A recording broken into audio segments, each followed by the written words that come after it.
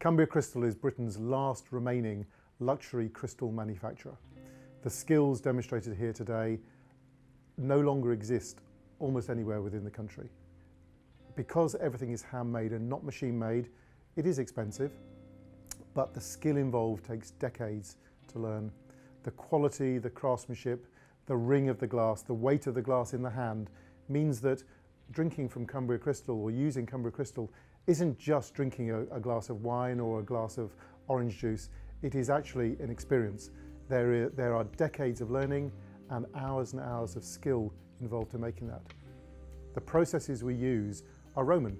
They essentially, if you come to the factory and come and watch glass making, which everyone is welcome to do, you can actually see the glass being gathered from the furnace by hand, blown into moulds.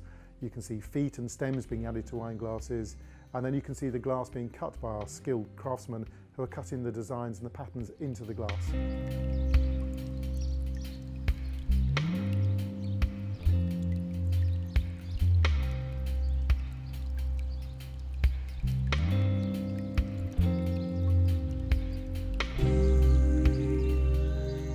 Final making process is after it's cut, it's then dipped in boiling acid, and that puts a really high finish onto the product.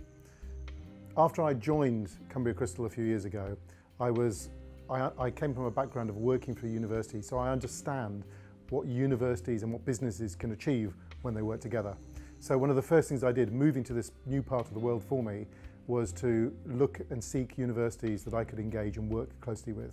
Lancaster University were fantastic. They're very, very responsive. They always got back to me with just a few hours of making any inquiries and have been very proactive in helping me to try and find working relations with students or programs or any ways that we can try and engage the company with the university. So I then became involved with the IME program, the Innovation, Manufacturing and Engineering program, and was lucky enough to be accepted on that. That, over the last 7 months, has been a fantastic journey. There are a number of businesses that we've all shared our experiences. Initially, there was maybe a bit of skepticism about people's businesses were similar, and there was trade secrets, and they're worried we're going to pinch each other's customers.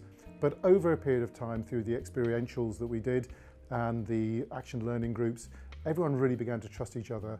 And now there's a fantastic network of businesses who are not only benefiting from their working and looking at some of these processes and techniques and different ways of thinking and working, but also from helping each other.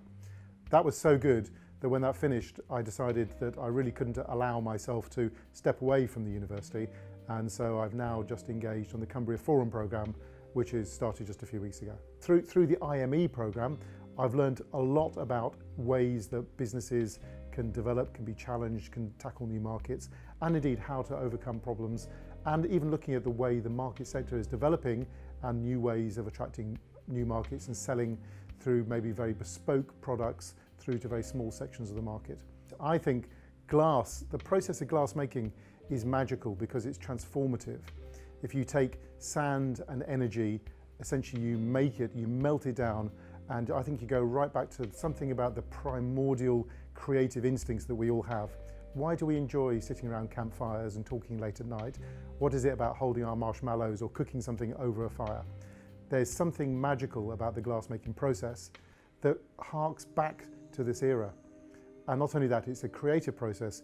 We make something, we pull around with tools, maybe in a skilled way, maybe not in a particularly skilled way. And as it cools, it freezes, and it will stay like that for eternity.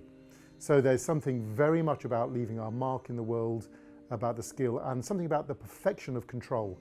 I think something humans like is how do we master ourselves? How do we repeat something time and time again until we get it perfect? Whether we're musicians, whether we're artists, painters, or whether we're glassmakers.